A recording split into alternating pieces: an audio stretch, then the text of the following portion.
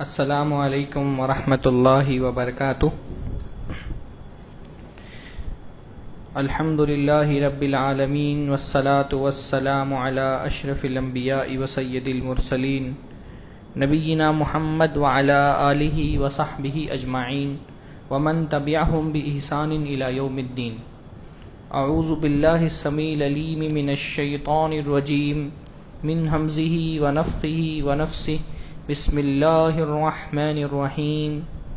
قد افلح المؤمنون الذین هم فی صلاتهم خاشعون والذین هم عن اللغو معرضون والذین هم للزکاة فاعلون والذین هم لفروجهم حافظون الا على ازواجهم او ما ملکت ایمانهم فإنهم غیر ملومین فمن ابتغى وراء ذلك فأولئك هم العادون والذين هم لأماناتهم وعهدهم راعون والذين هم على صلاتهم يحافظون أولئك هم الوارثون الذين يرثون الفردوس هم فيها خالدون۔ ہر طرح کی تعریف و توصیف اللہ رب العزت کے لیے لائق اور زیبا ہے، جس نے ہم کو ایمان کی دولت سے نوازا، پیارے نبی محمد الرسول اللہ صلی اللہ علیہ وسلم کا امتی بنایا۔ اللہ تعالی نے ہم کو ایمان کی نعمت سے سرفراز فرمایا ہے۔ ایمان والے بندے کا دنیا کو دیکھنے کا نظریہ کافر کے نظریے سے مختلف ہوتا ہے۔ ایمان والے بندے کے یہاں کامیابی اور ناکامی کا معیار وہ نہیں ہوتا جو کافر کے ہاں ہوتا ہے، اور قرآن مجید نے یہ بات بہت سارے مقامات پہ وضاحت فرمائی ہے کہ کامیابی کیا ہے، کامیاب انسان کون ہے، کامیابی کے لیے آپ کو دنیا میں کیا کرنا ہے، اپنی کردار اور شخصیت میں کون سے صفات پیدا کرنے پر آپ کامیاب ہوں گے۔ آج کے مختصر سے درس میں انشاءاللہ تعالی سورہ مومنون کی کچھ آیتوں کی تفسیر و تشریح ہم دیکھیں گے۔ تو سورہ مومنون اس کا آغاز ہی اس بات سے ہوتا ہے کہ کامیابی کن لوگوں کو ملے گی۔ اللہ نے فرمایا بسم اللہ الرحمن الرحیم قد افلح المؤمنون، مومن کامیاب ہو گئے، یعنی کامیابی کا پہلا معیار، اصلی معیار ایمان ہے۔ جو ایمان نہیں لایا وہ کامیاب نہیں ہے۔ یہ بہت بڑا مسئلہ ہے کہ کامیابی کا ایک کرائٹیریا دنیا طے کرتی ہے اور کامیابی کا ایک کرائٹیریا اسلام نے طے کیا ہے۔ یہ ہمارے لیے بہت محرومی کی بات ہوگی، بدنصیبی کی بات ہوگی کہ ہمارے معاشرے میں بھی کامیابی کا معیار اسلام کے نظریے سے دیکھنے کے بجائے ہم کافر کے نظریے سے دیکھنے لگیں، دنیا کے نظریے سے دیکھنے لگیں۔ بھئی دنیا تو مادہ پرست ہے، اور اس مادہ پرست دنیا میں آخرت کا کوئی تصور نہیں ہے، تو جہاں آخرت کا تصور نہیں ہے وہاں کامیابی کا معیار صرف دنیا ہے۔ دنیا کے لوگوں کی نظر سے دیکھیں گے تو کامیاب کون ہے؟ کامیاب وہ ہے جس کے پاس دولت زیادہ ہو، پراپرٹی بڑی ہو، کاروبار بڑا ہو، جاب اچھا ہو۔ دنیا کی نظر میں کامیابی کا معیار مال ہے، دولت ہے، عہدہ ہے، منصب ہے، حسن و جمال ہے۔ اللہ کی نظر میں کامیابی کا معیار مختلف ہے۔ یہ بہت بڑا مسئلہ ہے، ہمارے مسلم معاشرے کا مسئلہ ہے، ہماری اپنی سوسائٹی کا مسئلہ ہے کہ ہماری سوسائٹی میں آپ بے دین لوگوں کو تو جانے دیں، دیندار انسان کے یہاں بھی کامیابی کا معیار دنیا بن گیا ہے۔ جس کے پاس دنیا ہے وہ کامیاب ہے، اور جس کے پاس دنیا نہیں وہ ناکام ہے۔ یہ قرآن مجید بار بار اس حقیقت کو مختلف تعبیروں میں کھولتا ہے کہ دنیا مل جانا کامیابی کا معیار نہیں ہے، مال و دولت، عہدہ، منصب کامیابی کا معیار نہیں ہے۔ دنیا اگر کامیابی کا معیار ہوتی، مال و دولت اگر کامیابی کا معیار ہوتے تو دنیا میں سب سے زیادہ دولت مند انبیاء کو ہونا چاہیے تھا، ہے نا؟ بھئی دنیا کے سب سے کامیاب ترین لوگ انبیاء ہیں، تو سب سے زیادہ دولت مند انبیاء کو ہونا چاہیے تھا۔ دولت، شہرت کامیابی کا معیار نہیں ہے۔ دنیا کی عزت بھی کامیابی کا معیار نہیں، دنیا میں اقتدار اور طاقت بھی کامیابی کا معیار نہیں ہے۔ ہمارے زمانے میں کامیابی کا معیار میڈیا طے کرتا ہے۔ میڈیا جن لوگوں کے ہاتھ میں ہے وہ یہ بتاتے ہیں کون سا شخص کامیاب ہے اور کون سا شخص ناکام ہے۔ کامیابی کا معیار اشتہارات سے طے کیا جاتا ہے نا۔ ان اشتہارات کا انسان کی نفسیات پر بہت گہرا اثر ہوتا ہے۔ یہ اشتہارات جو ہم جو ہے وہ کبھی یوٹیوب چینل پر دیکھتے ہیں، آپ کبھی فلموں میں دیکھتے ہیں، ٹی وی پر دیکھتے ہیں، یہ اشتہارات ہمارے ذہن میں کامیابی کا ایک معیار طے کر دیتے ہیں۔ ہم اس کو ہی معیار سمجھ لیتے ہیں۔ بڑا گھر ہونا کامیابی، بڑا کاروبار ہونا کامیابی، بڑی گاڑی ہونا کامیابی، بڑا موبائل ہونا کامیابی، ہے نا۔ دنیا نے اشیاء کو کامیابی کا معیار بنا دیا۔ سامان، آپ کے پاس جتنا زیادہ سامان ہے اتنا آپ کامیاب ہیں، زیادہ پراپرٹی ہے آپ کامیاب ہیں، قیمتی موبائل ہے تو آپ کامیاب ہیں، بڑی گاڑیاں ہیں تو آپ کامیاب ہیں۔ دنیا، کیونکہ یہ مٹیریلسٹک دنیا میں جو اس دنیا کو، ہماری جو دنیا ہے جس کو لوگ گلوبل ولیج کا نام دیتے ہیں، اس گلوبل ولیج کو چند پاورفل لوگ کنٹرول کر رہے ہیں۔ یہ سرمایہ دار ہیں، یہ کیپٹلسٹ ہیں۔ ان کی نظر میں یہ سامان بیچنے والے ہیں، بہت آسان لفظوں میں ہمیں بنیا ہی ہے، ان کو اپنا سامان بیچنا ہے۔ سامان کیسے بکے گا؟ جب ڈیمانڈ، یعنی چیزوں کے جو ایک مارکیٹنگ کا ایک اصول ہوتا ہے نا کہ آپ ڈیمانڈ ہوگا تو سپلائی ہوگی۔ اور ڈیمانڈ کیسے ہوتا ہے؟ ڈیمانڈ کریٹ کرنا پڑتا ہے۔ جدید دنیا میں ڈیمانڈ کریٹ کیا جاتا ہے نا۔ آپ بہت سکون سے کرائے کے گھر میں رہ رہے ہیں، آپ کو کوئی پریشانی نہیں ہے، ہاں کرایہ دیتے ہیں، رہتے ہیں سکون سے۔ ممبئی میں آدھی آبادی کرائے سے رہ رہی ہوگی، پر آپ لوکل ٹرین میں جا کے بیٹھتے ہیں تو ایک بڑے ایسے خوبصورت گھر کا اشتہار اور ایک سپنا جو ہے وہ آپ کی آنکھوں میں ڈال دیا جاتا ہے کہ یہ کامیاب آدمی ہے، اس کے پاس خود کا گھر ہے۔ آپ سڑکوں پہ چل رہے ہیں بس میں بیٹھ کر کے تو خوبصورت سی گاڑی کا اشتہار کہ یہ دنیا کامیاب آدمی، کیوں؟ کیونکہ اس کے پاس یہ والی گاڑی ہے۔ ایون آپ اپنی گاڑی سے چل رہے ہیں، آپ کے پاس آلٹو ہے، آپ کے پاس ماروتی کی چھوٹی سی کوئی کار ہے، تو آپ کو جو ہے وہ مرسیڈیز بینز کا اشتہار دکھا کر کے سوٹ بوٹ میں ایک آدمی دکھایا جائے گا، اور یہ کامیابی کا معیار بن گیا کہ جس کے پاس یہ کار ہے۔ آپ اپنا سادہ سا اینڈرائڈ کا 10,000 کا موبائل یوز کر رہے ہیں، لیکن دنیا نے کامیابی کا معیار یہ بنا دیا ہے کہ اگر آپ کے پاس آئی فون 10 بھی ہے تو بھی آپ کامیاب نہیں۔ کامیاب وہ جس کے پاس سب سے لیٹسٹ آئی فون کا ماڈل ہوگا، وہ کامیاب ہے۔ تو کامیابی کا معیار اشیاء نہیں ہے، دنیا کا سامان یہ کامیابی کا معیار نہیں ہے۔ آج کی دنیا میں یہ مسلمانوں کیا بلکہ مسلمانوں کا جو دیندار طبقہ ہے اس کا بھی بہت بڑا مسئلہ ہے کہ اس کے نزدیک کامیابی کیا ہے۔ ہمارے نوجوان کے نزدیک کامیابی کیا ہے؟ دیندار ہونا ہمارے، یعنی ہم جو کہتے ہیں کہ کامیاب لڑکا، کامیاب نوجوان، تو بھی کون ہے؟ بڑا کاروبار ہو اس کا، ہاں خوب پیسے کما رہے ہیں، چاہے چہرہ جو ہے وہ سنت، داڑھی کی سنت سے محروم ہے، نماز ایک وقت کی نہیں پڑھتا لیکن پیسہ خوب کما رہے تو کامیاب ہے، رشتے کے لیے لائن لگی ہوئی ہوتی ہے اس کے۔ ہاں یہی صورتحال ہے نا، ہمارے یہاں داماد اسی طرح سے ڈھونڈے جاتے ہیں کیونکہ دیندار لوگوں میں بھی کامیابی کا معیار بن گیا۔ میں نہیں کہہ رہا کہ سرے سے مال نہیں دیکھنا چاہیے، لیکن دین کو ترجیح دینا چاہیے نا نکاح میں۔ تو ہمارے دین کامیابی کا معیار کیا ہے؟ پیسہ زیادہ کمائے، گھر بار اچھا ہو، پراپرٹی بڑی ہو، وہ کامیابی، چاہے وہ میں نے بلکہ بعض دیندار گھرانوں کی لڑکیوں کو دیکھا ہے ملحد آدمی۔ ملحد کا مطلب کیا؟ ایتھیسٹ، اللہ تعالیٰ پہ یقین ہی نہیں رکھتا، اس کو اپنے گھر کی بچی کی شادی اس سے کرا دی صرف اس لیے کہ پیسہ اچھا کماتا ہے، اس سے شادی کرا دی کہ پیسہ اچھا کماتا ہے۔ تو یہ بہت بڑا ہمارے معاشرے کا مسئلہ ہے۔ جب ہم ایک معیار طے کر دیتے ہیں کامیابی کا معیار، جو ہم کامیابی کا معیار طے کریں گے ظاہر سی بات ہے میجورٹی جو ہوگی پھر وہ اسی معیار کی طرف بھاگے گی، کیونکہ ہم نے کامیابی کا معیار یہی طے کیا ہوا ہے تو ہمارے بچے بھی اسی طرف بھاگ رہے ہیں۔ شریعت یہ کہتی ہے اصل کامیابی آخرت کی کامیابی ہے، اصل کامیابی دین کی کامیابی ہے، اصل کامیابی ایمان کی کامیابی ہے۔ فَمَنْ زُحْزِحَ عَنِ النَّارِ وَأُدْخِلَ الْجَنَّةَ فَقَدْ فَازَ۔ ہمارا دین ہم کو یہ معیار دیتا ہے کہ جو جہنم سے بچا لیا جائے، جنت میں داخل کر دیا جائے، وہ کامیاب ہے۔ یہ سورہ مومنون ہے، اس میں کامیابی کے کچھ معیارات اللہ نے بتائے، بڑی خوبصورت آیتیں۔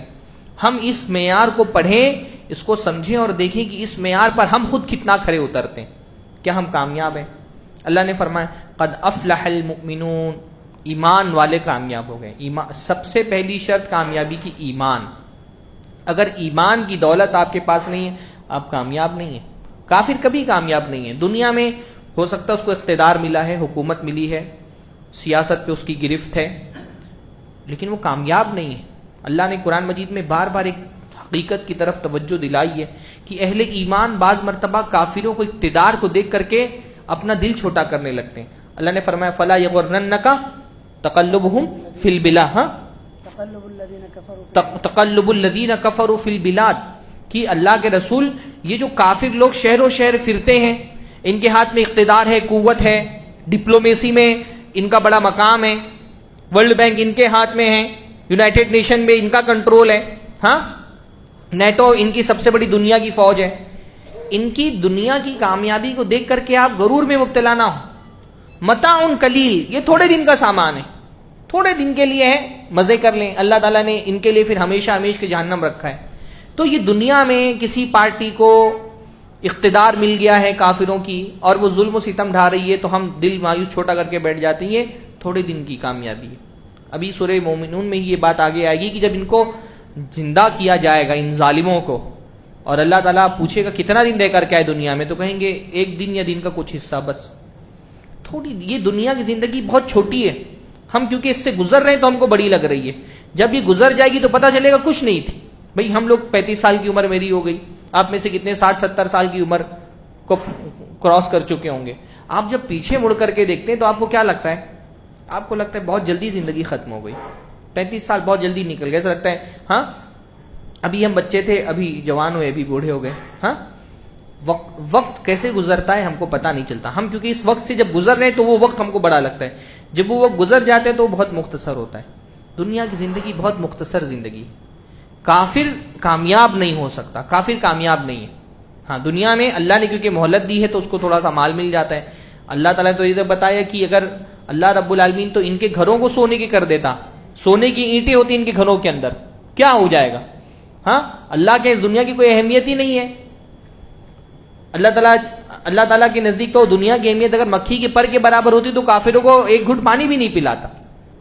ان کی طاقت کو دیکھ کر کے مروب نہیں ہونا کہ یہ تو کامیاب ہے، ہم ناکام ہیں. کامیابی ایمان میں ہے. قد افلح المؤمنون. ایمان کے بعد فرمایا الذین هم فی صلاتهم خاشعون، وہ لوگ جو اپنی نماز میں خشوع برتنے والے ہیں، خشوع اختیار کرنے والے. اچھا دیکھیے یہ اللہ تعالیٰ نے کئی ایک صفات بیان فرمائی، آغاز بھی نماز سے کیا، اختتام بھی نماز سے. الذین هم فی صلاتهم خاشعون سب سے پہلے فرمایا کہ نماز میں خشوع برتتے ہیں، اور سب سے آخری آیت جو کامیابی سے متعلق اس میں فرمایا والذین هم علی صلاتهم یحافظون، جو اپنی نماز کی حفاظت کرتے ہیں. اصل کامیابی نماز میں ہے. اصلی کامیاب وہ ہے جو نماز پڑھ لیتا ہے نا. اس لیے مؤذن جب آپ کو نماز کے لیے بلاتا ہے تو مؤذن کیا کہتا ہے؟ حی علی الفلاح، کامیابی کی طرف آؤ. اصل کامیابی یہاں ہے مسجد میں، یہاں نہیں دکھ رہے ہم. مؤذن خود نہیں پکار رہا، مؤذن تو اللہ کی طرف سے، اللہ کی نیابت میں پکار رہا ہے. وہ اللہ کا داعی ہے، وہ اللہ تعالیٰ کی طرف سے پکار رہے ہیں کہ آؤ نماز کی طرف، آؤ کامیابی کی طرف. یہ اصل کامیابی. الذین هم فی صلاتهم خاشعون، جو اپنی نماز میں خشوع برتتے ہیں. کوالٹی والی نماز ہے نا. نماز جو ہے اس کے اندر، نماز بھی ایک درجے کی نہیں ہوتی ہے. بھائی ظہر کی نماز 4 رکعت ہم پڑھتے ہیں، 4 رکعت صحابہ بھی پڑھتے تھے، صحابہ کو 8 رکعت تھوڑی فرض پڑھتے تھے. پر ہماری نماز میں ان کی نماز میں فرق کیا ہے؟ کوالٹی کا فرق، خشوع کا فرق. بندہ نماز پڑھے تو اس کا دل کتنا اللہ تعالیٰ کی طرف مائل ہے. ایمان والے بندے نماز کو بڑی چیز سمجھتے ہیں. ہم اصل میں نماز پڑھنے بھی آ جاتے ہیں نا تو ہمارے لیے نماز اتنی بڑی چیز نہیں ہو پاتی. ہم سمجھتے نہیں کہ ہم کتنا بڑا عمل کرنے جا رہے ہیں. اس لیے نماز میں وہ کوالٹی نہیں پیدا ہوتی ہے. غالباً وہ حضرت زین العابدین کے بارے میں آتا ہے کہ وہ وضو بناتے تھے تو ان کے چہرہ پیلا پڑ جاتا تھا خوف کے مارے. تو لوگ بولتے تھے کیا ہو گیا؟ تو کہا تم کو پتا ہے میں کس کے سامنے کھڑے ہونے جا رہا ہوں؟ خوف، اللہ کا روب، اللہ کی ہیبت. خشوع کس چیز کا نام ہے؟ ایک خشوع ہوتا ہے دل کا اور ایک خشوع ہوتا ہے جسم کا.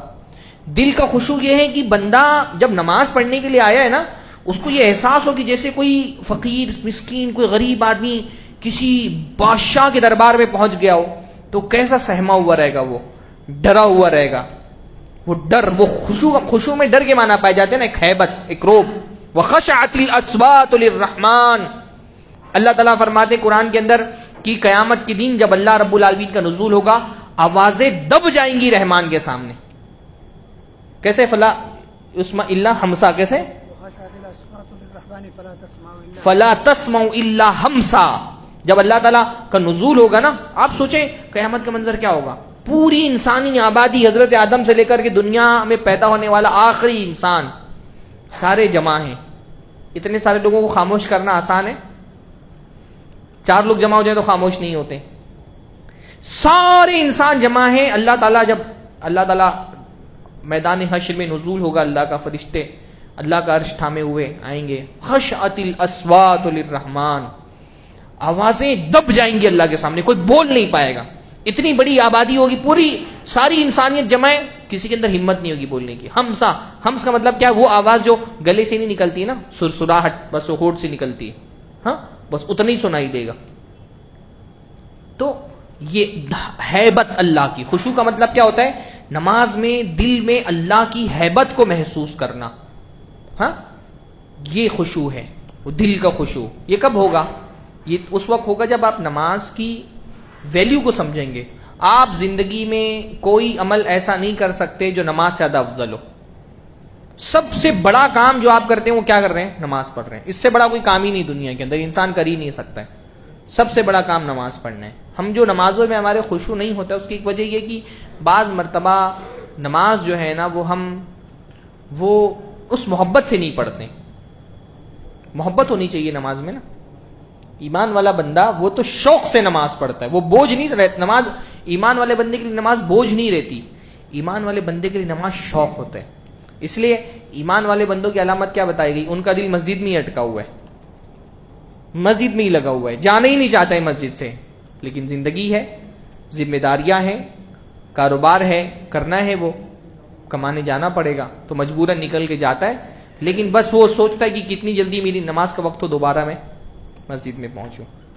دل مسجد میں لگا رہتا ہے اس کا, دوڑ کے مسجد میں ہی آنا چاہتا ہے بار بار. پر ہماری صورتحال کیا ہوتی ہے, ہمارا دل دکان پہ ہی لگا ہوا ہے.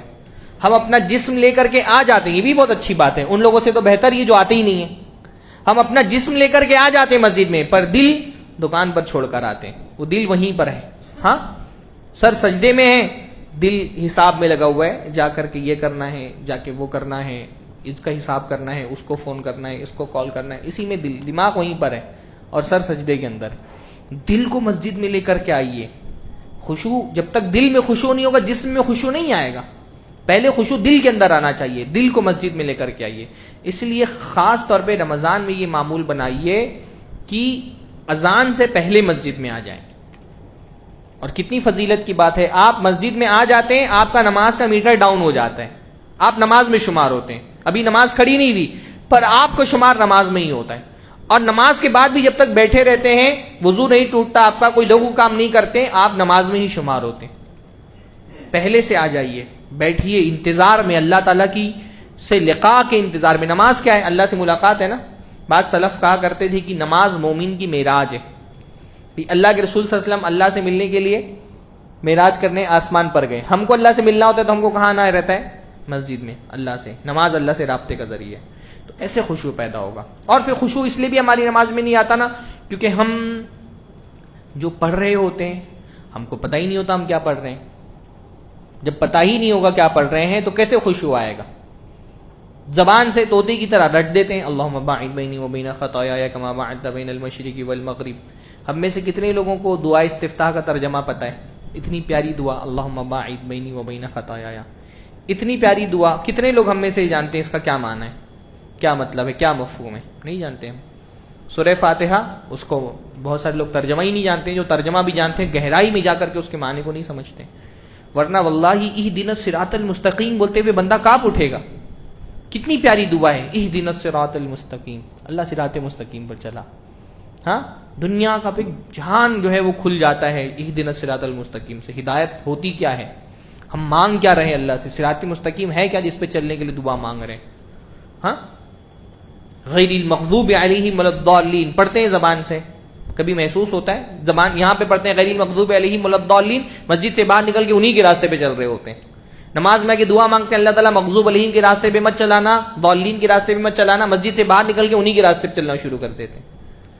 تو نماز میں جو ہم جو دعاؤں کا ترجمہ نہیں جانتے ہیں نا, ایک یہ سیکھیں جس طرح دعائیں سیکھتے ہیں التحیات للہ والصلوات والطیبات، کتنی پیاری دعا ہے، ہم میں سے اکثر لوگوں کو اس کا ترجمہ ہی نہیں پتا ہے، درود کا ترجمہ نہیں پتا. سورتیں جو ہیں وہ گھوم پھر کر کے 4 سورتیں یاد ہیں ہر نماز میں.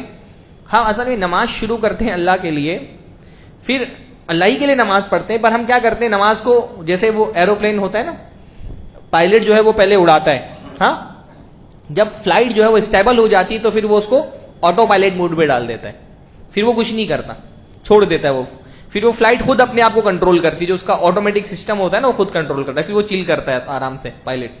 تو ہم بھی نا نماز شروع کرتے ہیں الحمدللہ، پھر اس کے بعد آٹو پائلٹ موڈ پہ ڈال دیتے ہیں اپنی نماز کو، پھر ہم کو خود ہی نہیں پتا ہوتا. جو آدمی نماز پڑھ رہا ہے 4 رکعت، اس کو نماز کے بعد اس سے خود پوچھو تم نے 2 رکعت میں کون سی سورت پڑھی تھی سورہ فاتحہ کے بعد، اس کو نہیں یاد رہتا ہے. وہ پورا آٹو پائلٹ، وہ خالی بس ایک خودکار عمل کے طور پہ نماز پڑھ رہا ہے، اس کی زبان سے کیا نکلتا ہے اس کو خود ہی نہیں یاد رہتا ہے. تو کیسے خشوع پیدا ہوگا؟ اس لیے نماز میں خشوع پیدا کرنے کا ایک طریقہ یہ بھی ہے کہ آپ نئی نئی صورتیں یاد کریں. 4 آیتیں یاد کر سکتے ہیں، کوئی مشکل کام تو نہیں ہے. ہاں نئی نئی صورتیں یاد کریں نماز میں پڑھنے کے لیے، کہ آج یہ نئی صورت یاد کی وہ پڑھیں گے، پھر یہ نئی صورت یاد کی وہ پڑھیں گے. دعائیں نئی نئی یاد کریں. تشہد میں بہت ساری دعائیں آپ مانگ سکتے ہیں. تشہد میں، آخری تشہد میں تو اجازت ہے جو اللہ سے مانگنا ہے مانگو. ہاں سجدے میں کتنی پیاری پیاری دعائیں اللہ کے نبی سے ثابت ہیں، ہم پڑھتے ہی نہیں ہیں. ہم سبحان ربی الاعلی 3 بار پڑھنا ہے، اس کے علاوہ کچھ پتہ ہی نہیں ہم کو.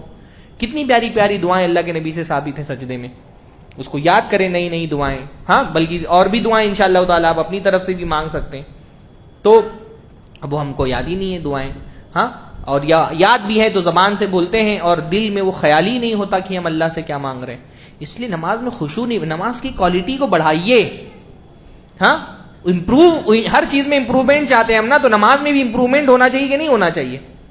نماز میں امپروومنٹ کیا ہے بھائی؟ ایک امام قیم رحمہ اللہ نے بڑی پیاری بات کہی ہے. انہوں نے فرمایا کہ نمازیں جو ہے نا ہماری، یہ تحفہ ہیں جو اللہ تعالیٰ کی بارگاہ میں پیش کی جاتی ہیں. گفٹ ہوتا ہے نا، گفٹ. بھائی ہم جب کسی کو گفٹ دیتے تو ہم کیا کرتے ہیں؟ خوب اچھی کوالٹی کا گفٹ لیتے ہیں اور خوب سجا کے سوار کے، گفٹ کی پیکنگ الگ ہی ہوتی ہے بالکل نا، اس کو خوب سجا کے سوار کے گفٹ دیتے ہیں کسی کو. نمازیں کیا ہیں؟ گفٹ ہیں اللہ تعالیٰ کے حضور میں. ہماری نمازیں روزانہ اللہ تعالیٰ کی بارگاہ میں پیش کی جاتی ہیں. حدیث میں آتا ہے کہ اللہ بندہ فرشتے جو ہیں وہ ڈیوٹی پہ لگے ہوئے ہیں، اور جو عصر اور فجر کی نماز کا وقت ہے وہ فرشتوں کی شفٹ کی چینج کا ٹائم ہے. دن کے فرشتے عصر تک رہتے ہیں، رات کے فرشتے فجر تک رہتے ہیں. اور پھر یہ فرشتے اللہ کی بارگاہ میں جاتے ہیں تو اللہ تعالیٰ پوچھتا ہے کیف ترکتم عبادی، میرے بندوں کو کس حال میں چھوڑا؟ تو فرشتے کہتے ہیں جب ہم گئے تھے تب بھی وہ نماز پڑھ رہے تھے، اور جب ہم وہ چھوڑ گئے تب بھی وہ نماز پڑھ رہے ہیں. تو نمازیں گفٹ ہیں اللہ کی. اب جب گفٹ دے رہے ہیں تو اللہ کو سجا سوار کے گفٹ دیں. تو نماز کی سجاوٹ کس میں ہوتی ہے؟ خشوع سے. اللہ کو یاد کریں.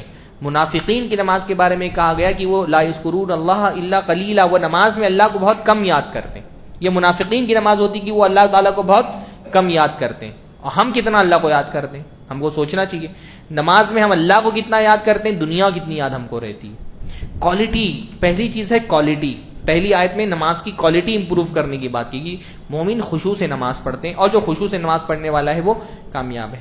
والذین هم عن اللغو معرضون. اور ایمان والے بندوں کی دوسری کوالٹی، ایمان والے بندے کامیاب ہیں. ایمان والوں میں کیا کیا کوالٹی پائی جاتی ہے؟ پہلی، نماز خشوع سے پڑھتے ہیں. دوسرا، فضول چیزوں سے، لغو چیزوں سے اعراض برتتے ہیں، فالتو کے کاموں میں نہیں پڑھتے. لغو کس کو بولتے ہیں؟ جس کا کوئی فائدہ نہ ہو، ہاں وہ لغو ہے. مومن بندے کو اپنی آخرت کی بہت فکر ہوتی ہے، تو وہ ہر چیز میں یہ دیکھ رہا ہوتا ہے اس میں میری آخرت کا فائدہ ہے کہ نہیں. یا تو دنیا کا فائدہ ہو یا تو آخرت کا فائدہ ہو. حلال ہے تو دنیا کا فائدہ، آخرت کا فائدہ ہے.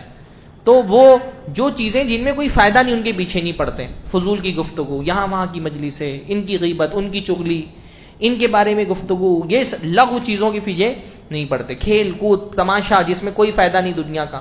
سب سے بڑی لغو ہمارے زمانے میں گیمنگ ہو گئی ہے. ہاں اور مسلمان لڑکوں کو دیکھو صبح شام اسی میں لگے ہوئے. بھائی کیا مل جائے گا آپ کو دنیا؟ آپ گیم ہمارے یہاں لوگ کھیلتے ہیں، اچھے خاصے نوجوان سمجھدار، دیکھو ان کے موبائل میں گیم میں لگے ہوئے. ٹرینوں میں دیکھو لوگ گیم میں لگے ہوئے. کیا مل جاتا ہے آپ کو؟ ہاں کسی گیم کے آپ نے 10 لیول پار کر لیے تو کون سا بہت تیر مار دیا، اس سے انسانیت کو کیا فائدہ پہنچ جائے گا؟ ہاں، کسی گیم کے 10 15 20 100 لیول پار کر لیے تو اس سے انسانیت کو کیا فائدہ ہو گیا؟ کیا اس نے منی پہلے ہمارے اسلاف ملکوں کو فتح کر کے خوش ہوتے تھے، اور ہمارا نوجوان گیم کے لیول فتح کر کے خوش ہوتا ہے، اسی میں خوش ہے وہ کہ ہم نے اتنے لیول فتح کر لیے۔ لغو چیزوں سے ایمان والا بندہ بچا رہتا ہے، وہ صرف اس کا ٹارگٹ کیونکہ آخرت ہے تو وہ ہر کام میں دیکھ رہا ہوتا ہے اس کام کے کرنے میں مجھے آخرت کا کیا فائدہ ملنے والا ہے، فضول چیزوں میں نہیں پڑتا، ان کے معاملات میں نہیں پڑا رہتا۔ ہاں، جس کو اپنی آخرت کی فکر ہوگی وہ دوسری کی دنیا کے پیچھے نہیں پڑا رہے گا، اور جن کو اپنی آخرت کی فکر نہیں وہ ان کی دنیا کے پیچھے ہر گھر میں نظر رکھے ہوئے، خاص طور پہ خواتین۔ محلے میں بعض خواتین ان کے پاس ان کا ڈیٹا بیس جو ہوتا ہے نا، اتنا ڈیٹا ان کے پاس ہوتا ہے کہ گوگل کے پاس نہیں ہو، بس آپ خالی محلے کی کسی لڑکے یا لڑکی کا نام بولیں آپ کو پورا ڈیٹا کھول کر کے رکھ دیں گے آپ کے سامنے، گوگل ہوتی ہیں وہ۔ ہاں، انڈیا NDTV سے بھی زیادہ بڑا سورس ان کے پاس ہوتا ہے، ہر خاندان کے ہر فرد اور محلے کی ہر لڑکے لڑکی بوڑھے بچے سب کا ڈیٹا ان کے پاس موجود ہے، ان کا کام ہی ہوتا ہے صبح شام ڈیٹا کلیکٹ کرنا، ان کے گھر میں گئے تھوڑا ڈیٹا ان سے لیا، ان کے گھر میں گئے تھوڑا ڈیٹا ان سے لیا، ان کے گھر میں گئے تھوڑا ڈیٹا، ان کا کام ہی ڈیٹا کلیکٹ کرنا ہوتا ہے، اپنی آخرت کی فکر نہیں ہے، ان کے پیچھے پڑے ہوئے، کس کی کس سے دوستی، کس کی کس سے دشمنی ہے، کس کی کہاں منگنی لگ رہی، کس کا طلاق ہونے والا ہے، اسی میں پڑی رہتی ہیں۔ ایمان والے بندے کی یہ صفت نہیں ہوتی فالتو چیزوں میں پڑا رہے، فضول گفتگو کرے، ہاں، گوسپ والا ماحول، فضول گوسپ کر رہے ہیں، ان کی گفتگو ہیروئنوں کے بارے میں، کس سے کرکٹرز کے بارے میں واقعات، یہ ایمان والے بندے ان کے پیچھے نہیں پڑتے۔ والذین هم للزکاۃ فاعلون، اور وہ لوگ جو زکوٰۃ ادا کرنے والے ہیں، یعنی یہ ایمان والے بندے کی علامت ہے، نماز، اور اس کے بعد لغو چیزوں سے بچنا، اور اس کے بعد زکوٰۃ کی ادائیگی۔ اللہ نے ہم کو مال دیا ہے، مال میں بہت سارے حقوق ہیں، ان میں سے ایک حق زکوٰۃ کا حق ہے۔ ایمان والا بندہ بہت فکر مند رہتا ہے کہ میرے زکوٰۃ کیا ہے؟ زکوٰۃ مال کی گندگی ہے، اس کو اگر ہم نہیں نکالیں گے مال میں سے تو ہمارا پورا مال گندا ہو جائے گا۔ اللہ نے فرمایا اوساخ للناس، یہ گندگی ہے، یہ اگر ہم الگ نہیں کریں گے تو ہمارے پورے مال کو گندا کر دے گی، تو وہ اس کی بڑی فکر کرتے ہیں کہ وقت پر زکوٰۃ نکال دیں۔ والذین هم لفروجہم حافظون، اور وہ لوگ جو اپنی شرمگاہوں کی حفاظت کرتے ہیں، الا علی ازواجہم او ما ملکت ایمانہم فانہم غیر ملومین، اور جو ان کی شہوانی خواہشات ہے وہ پوری کرتے ہیں، یا تو بیویوں سے یا تو لونڈیوں سے۔ اب لونڈیوں کا زمانہ ہمارے دور میں رہا نہیں، ہاں، تو بیویاں ہیں، ان سے اپنی ضرورت پوری کرتے ہیں۔ اللہ نے فرمایا کہ فمن ابتغى فانہم غیر ملومین، تو ان پر کوئی ملامت نہیں ہے۔ وہ لوگ جو اپنی، یعنی اللہ تعالیٰ نے شہوت رکھی ہے مردوں کے اندر، ایک کشش عورتوں کی اللہ تعالیٰ نے مرد کے دل میں ڈال دی ہے۔ ہمارے دین کی ایک خاصیت ہے کہ یہ جو کشش ہے، یہ عورتوں کی طرف جو مرد کی طبیعت کا جھکاؤ ہے، شریعت اس کو برا نہیں کہتی۔ جیسے دیگر جو دوسرے مذاہب ہیں ان میں کیا ہے کہ یہ جو شہوت یہ بری چیز ہے، اس کو پورا ہی نہیں کرنا، اس کو مار ڈالنا ہے۔ اسی لیے دوسرے مذہب میں جو نیکی کا تصور ہے وہ یہ ہے کہ انسان سنیاس لے لے، جوگی بن جائے، برہمچاری ہو جائے۔ اس لیے دوسرے مذاہب میں جو مذہبی رہنما ان کے ہوتے ہیں وہ شادی نہیں کرتے، وہ سماج سے اپنے آپ کو کاٹ لیتے ہیں، وہ بالکل بھکشو جیسے ہوتے ہیں نا، وہ نہ شادی کرتے، نہ پادری لوگ شادی کرتے ہیں، نہ جو بال برہمچاری ہوتے ہیں ہندوؤں میں وہ شادی نہیں کرتے۔ ایمان والے بندے کو اللہ تعالیٰ نے یہ تو مانا ہے کہ اس کی ایک نفسانی ایک خواہش میں، اس کی خواہش میں اللہ تعالیٰ نے عورت کی طلب ڈال دی ہے، یہ بری چیز نہیں ہے، اس کو تکمیل صرف حلال ذریعے سے کرنا ہے۔ الا علی ازواجہم، جو اپنی خواہشات اپنی بیویوں سے پوری کرتے، فانہم غیر ملومین، تو ان پر کوئی ملامت نہیں، ان کو کوئی برا بھلا نہیں کہہ سکتا۔ کیا پتا چلا ہم کو کہ یہ جو خواہش ہے یہ اللہ تعالیٰ حرام نہیں ہے، یہ خواہش ہے اللہ نے تمہاری فطرت میں ڈالی، اس کو حلال ذریعے سے پورا کرو، اور جو حلال ذریعے سے پورا کر رہا ہے اس پر کوئی ملامت نہیں، بلکہ اس کو تو ثواب ملتا ہے۔ اللہ کے نبی فرمایا تم جو اپنی بیویوں کے پاس جاتے ہو اپنی خواہش پوری کرنے کے لیے، جو ان سے ہم بستری کرتے ہو، یہ بھی صدقہ ہے، صدقہ ہے یہ بھی۔ تو اللہ صحابہ نے پوچھا اللہ کے نبی ہم تو اپنی شہوت پوری کرتے ہیں، اپنی لذت کے لیے جاتے ہیں، یہ صدقہ کیسے ہو گیا؟ تو اللہ کے نبی فرمایا اگر حرام ذریعے سے اس شہوت کو پوری کرتے تو کیا گناہ نہیں ملتا؟ صحابہ نے کہا تو کہا تم نے اپنی شہوت پوری کرنے کے لیے حلال راستہ اختیار کیا تو تم کو ثواب ملے گا، ثواب دیتا ہے اللہ تعالیٰ ہمارے یہاں پر۔ ہمارا یہ نظریہ، ہمارا یہ عقیدہ ہے۔ تو جو بیوی سے خواہش پوری کر، ازواج کا نا، بیویاں، اگر آدمی ایک بیوی سے خواہش پوری کر رہا ہے تو بھی ملامت نہیں، اور خواہش اس کی نہیں پوری ہو رہی، اس نے 2 شادیاں کر لیا، اب 2 بیویوں سے خواہش پوری کر رہا ہے، کسی کو حق نہیں کہ ایسے آدمی پہ ملامت کرے. اللہ نے اس کو سرٹیفکیٹ دے دیا فَإِنَّهُمْ غَيْرُ مَلُومِينَ، ان پر کوئی ملامت نہیں کر سکتا. 2 سے نہیں پوری ہو رہی 3 کر لے، 3 سے نہیں پوری ہو رہی 4 شادی کر رہا ہے، حلال ذریعے سے اپنی خواہش پوری کر رہا ہے نا. اللہ نے اس کو اجازت دی، جو چیز اللہ نے حلال کی بندے اس کو حرام نہیں کر سکتے. فَإِنَّهُمْ غَيْرُ مَلُومِينَ، ان پر کوئی ملامت نہیں کر سکتا. تو ہمارے یہاں مسئلہ کیا ہے؟ بدکار آدمی اتنا ملامت زدہ نہیں ہوتا معاشرے کے اندر، زنا کرنے والا اتنا ملامت زدہ نہیں ہوتا جتنا حلال ذریعے سے نکاح کرنے والا ہو جاتا ہے. ہاں معاشرے میں حتیٰ کہ وہ جو زناکار آدمی وہ بھی ملامت کر رہا ہوتا ہے دوسری شادی کرنے والے کو. میں نے دیکھا ہے معاشرے میں ایک آدمی زنا کر رہا ہے، اس دنیا کو بتائیے بدکار ہے، زناکار ہے، وہ بھی اس پہ ملامت کر رہا ہوتا ہے جس نے 2 شادیاں کر لی، 3 شادیاں کر لی. قرآن اللہ نے ہم اللہ کی مخلوق ہیں، اللہ کے بندے ہیں، بندوں کے بندے نہیں ہیں. انسان کو خدا نہیں بننا چاہیے. بعض مرتبہ معاشرے میں انسان خدا بننے کی کوشش کرتا ہے. اللہ نے حلال کیا ہے میں حرام کروں گا. تم کون ہوتے ہو حرام کرنے والے؟ تم سسر ہو، تم سالے ہو، تم بیوی ہو، کچھ بھی ہو، تم خدا نہیں ہو نا، کائنات کے خالق نہیں ہو، تم مالک نہیں ہو، تمہارے ہاتھ میں اختیار نہیں حلال و حرام کرنے کا. اللہ نے جو چیز حلال کر دی تم کو حرام کرنے کا حق نہیں حاصل ہے. پھر فرمایا فمن ابتغى وراء ذلك فاولئک هم العادون، لیکن جو بیوی اور لونڈی کو چھوڑ کر کے کہیں اور پھر منہ مار رہا ہے تو وہ پھر سرکشی کرنے والا ہے، وہ اللہ کی حدوں کو توڑنے والا ہے، وہ اللہ کی طے کردہ لمٹ کو کراس کرنے والا ہے. یہ اللہ کی حد میں رہو. مومن بندہ وہ اپنی نظروں تک کو جھکا کر کے رکھتا ہے. اس کے کردار کی خوبی ہوتی ہے کہ وہ اس کے شہوت ہے اس کے اندر، لیکن جب بھی اس کی تکمیل کا خیال آتا ہے اس کے ذہن میں فوراً نکاح آتا ہے. نکاح کے علاوہ کچھ نہیں سوچتا وہ، اس کے علاوہ اس کے آگے سے اس کا خیال ہی نہیں جاتا ہے. اور جو اس سے آگے سوچے گا فمن ابتغى وراء ذلك، اس کی نماز نکاح کے علاوہ کہیں اور تلاش کرے گا کہ میری شہوانی ضرورت پوری ہو جائے، چاہے وہ شرمگاہ کی ضرورت ہو چاہے آنکھوں سے ہی کیوں نہ ہو، پھر وہ حدوں کو کراس کرنے والا ہے. ایمان والے بندے کے ذہن میں جب بھی عورت کا خیال آتا ہے بطور بیوی ہی آتا ہے. وہ سو بیوی کو سوچتا ہے کہ میں اگر اپنی ضرورت پوری کرنی ہے تو میری بیوی ہو جس سے میں اپنی ضرورت پوری کروں. اس کے آگے جا کر کے وہ سوچتا ہی نہیں ہے. فاولئک هم العادون والذین هم لاماناتهم وعهدهم راعون، اور جو لوگ اپنی امانتوں اور اپنے وعدوں کی رعایت کرتے ہیں، حفاظت کرتے ہیں. ہاں امانت یعنی جو ہم کو کسی نے سپرد ہمارے کیا ہے، اب وہ امانتیں کچھ اللہ نے بھی ہمارے سپرد کی ہیں، کچھ بندوں بھی ہمارے امانت سپرد کرتے ہیں، ہے نا. کوئی کسی نے راز دے دیا، کسی نے کوئی اپنی بات بتا دی، کسی نے اپنا مال ہمارے پاس رکھ دیا، ان کی حفاظت کرنا، اور کسی سے ہم نے وعدہ کیا ہے تو اس وعدے کی حفاظت کرنا. والذین هم علی صلاتهم یحافظون، پھر نماز پہ آ گئی بات کہ جو لوگ اپنی نمازوں کی حفاظت کرتے ہیں. پہلے کیا تھا؟ نماز کی کوالٹی، اور یہاں یحافظون نماز کی کوانٹٹی. خشوع سے پڑھتے اور ہر نماز پابندی سے بھی پڑھتے. یہ نہیں ایک نماز خشوع سے پڑھ لی اب ہو گیا، ہاں 4 نمازیں خشوع سے پڑھ لی فجر نہیں پڑھ رہے، نہیں، ہر نماز کی پابندی کرتے ہیں.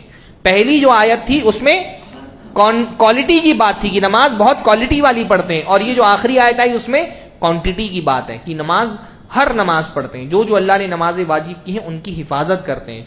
ایمان والے بندے کے لیے نماز فکر ہونی چاہیے، اس کو نماز ٹینشن ہونا چاہیے. کہیں سفر کرنے جا رہے ہیں اس کو یہ ٹینشن لینا چاہیے کہ اس شیڈیول میں نماز میری کیسے ہوگی. اور ہوتی ہے الحمدللہ، بہت سارے نیک لوگوں کو میں نے دیکھا ہے، خواتین کو میں نے دیکھا الحمدللہ، فکر رہتی ہے ان کو کہ اگر کہیں بازار بھی جا رہی ہیں اتنے سے اتنے ٹائم کے بیچ میں یہ نماز کا وقت آ رہا ہے، یہ نماز میری کہاں پر ادا ہوگی، کس مسجد میں نماز پڑھوں گا. پر افسوس کی بات یہ نا کہ ہمارے یہاں مردوں کے لیے تو چلو گنجائش ہے، کہیں سفر کرنے جا رہے ہیں، بازار جا رہے ہیں، مارکیٹ جا رہے ہیں، ہر جگہ مسجد ہے، انتظام ہے. خواتین کے لیے کوئی انتظام ہی نہیں ہے. کیا خواتین پر اللہ نے نماز نہیں فرض کی ہے؟ پر ان کے لیے اہل حدیث مسجدوں میں بھی جمعہ کے علاوہ کہاں انتظام ہوتا ہے. اس لیے جو مارکیٹ میں مسجدیں ہوتی ہیں نا وہاں اہل حدیث مسجد اگر ہو تو کم سے کم خواتین کے لیے ایک الگ علیحدہ انتظام ہونا چاہیے کہ بھئی وہ عورت آئی ہے، کہیں کرلا آئی ہے آپ کے محمد علی روڈ پہ گئی ہے، کہیں اور گئی ہے، اب اس کی نماز کا وقت ہو گیا، اب وہ پڑھے گی نماز نا، وہ بھی تو مسلمان ہے، اس کو بھی تو نماز پڑھنے کی ضرورت ہے، تو کہاں جائے گی وہ. اہل حدیث الحمدللہ جمعہ میں انتظام کرتے ہیں، لیکن ہر نماز میں خاص طور پہ وہ مسجدیں جہاں پہ بازار وغیرہ ہوتے ہیں وہاں پہ ہر نماز کے لیے علیحدہ خواتین کا انتظام ہونا چاہیے. کوئی حجرہ ہو چھوٹا سا ایک حصہ جو ہے ان کے لیے الگ کر دیا جائے، اور اس پہ توجہ دینے کی ضرورت ہے. ہم خود نہیں، اگر مسجد کے ذمہ دار خود نماز کو اہمیت نہیں دیں گے تو عورتیں کیسے نماز کو اہمیت دیں گی.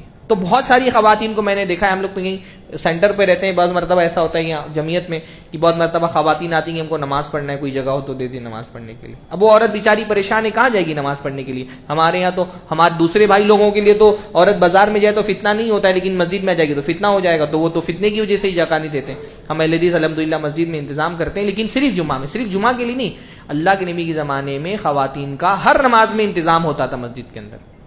یہ ابھی ہم اس درجے پہ نہیں پہنچ پائے، ہر نماز میں خواتین کے لیے انتظام ہوتا تھا، حتیٰ کہ فجر میں بھی عورتیں نماز پڑھنے کے لیے آتی تھیں، فجر میں بھی آتی تھی نماز پڑھنے کے لیے. تو ہم کو ان کا حق دینا چاہیے، نماز پڑھنا ان کا حق ہے. اللہ نے فرمایا یہ ساری چیزیں ان کے اندر پائی جائیں، اولئک ھم الوارثون، یہی ہیں سچے وارث، ان کو وراثت ملے گی. کیا وراثت میں ملے گا؟ الذین یرثون الفردوس، ان کو فردوس وراثت میں ملے گی. فردوس کیا ہے؟ جنت کا سب سے اعلیٰ درجہ. فردوس کیا ہے؟ سب سے اعلیٰ درجے کی جنت، پیراڈائز، انگلش میں پیراڈائز بولتے ہیں نا، یہ فردوس ہی کو انگلش میں کنورٹ کر دیا گیا. پیراڈائز فردوس دونوں کے جو ساؤنڈ ہے وہ ملتا جلتا ایک دوسرے سے.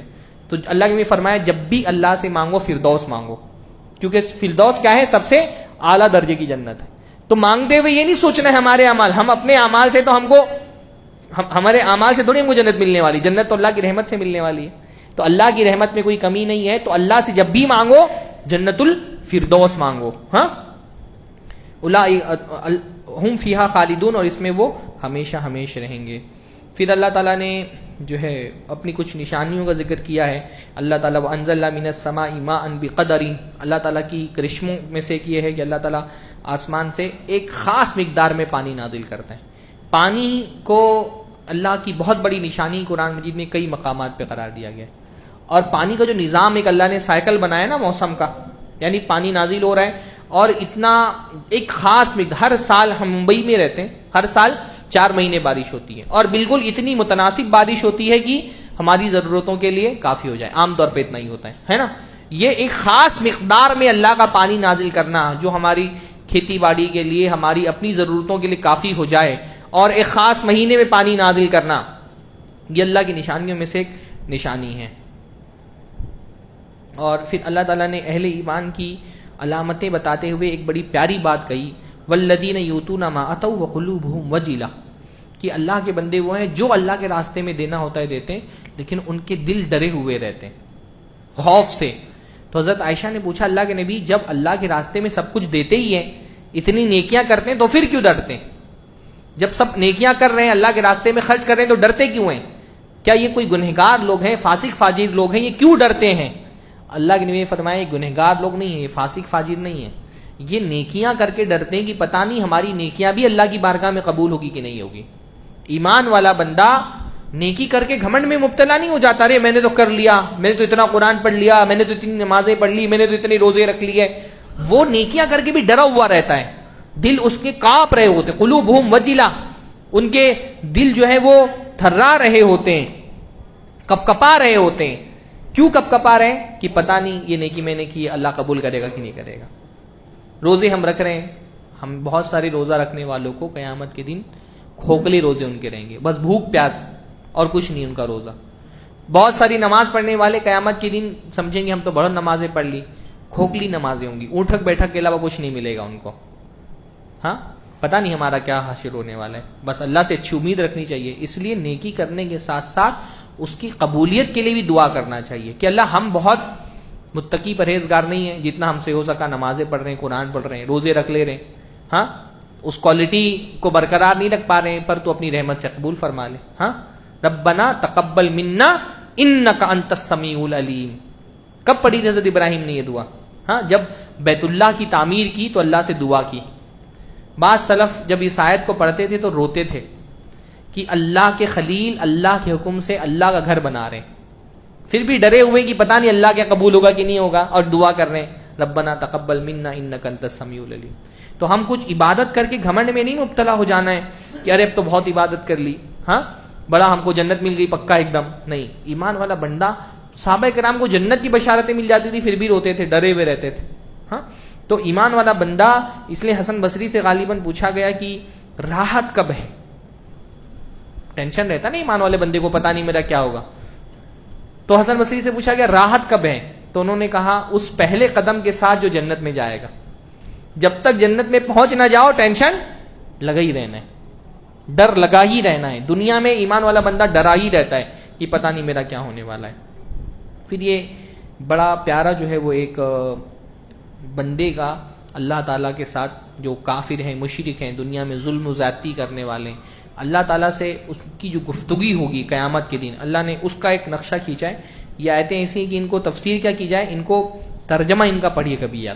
ہاں، سورہ مومنون کی آیت نمبر 99 سے لے کر کے 118 تک کے، کہ کیسے کافر جو ہے وہ روئیں گے، گڑ گڑائیں گے، اللہ تعالیٰ سے مہلت مانگیں گے، اللہ تعالیٰ کیسے ان کو جواب دے گا، کیسے ان کو عذاب دیا جائے گا، اور ان کو ان کا ماضی یاد دلا کر کے ان کو اور رسوا کیا جائے گا. وہ بڑی پیاری آیت ہے. میں نے سوچا تھا ترجمہ کروں گا لیکن وقت ختم ہو گیا. انشاءاللہ تعالیٰ آپ لوگ خود اس ترجمے کو پڑھیے. سورہ مومنون کی آیت نمبر 99 سے پڑھیے کہ جو جہنمی ہوں گے اللہ تعالیٰ سے جو ان کی گفتگو ہوگی اور اللہ تعالیٰ ان کو کیسے یاد دلائے گا، اس پر اللہ تعالیٰ نے ایک روشنی ڈالی ہے. اللہ ہم سب کو قرآن مجید سمجھ کر پڑھنے کی توفیق نصیب فرمائے. وآخر دعوانا الحمد للہ رب العالمین. السلام علیکم ورحمۃ اللہ وبرکاتہ.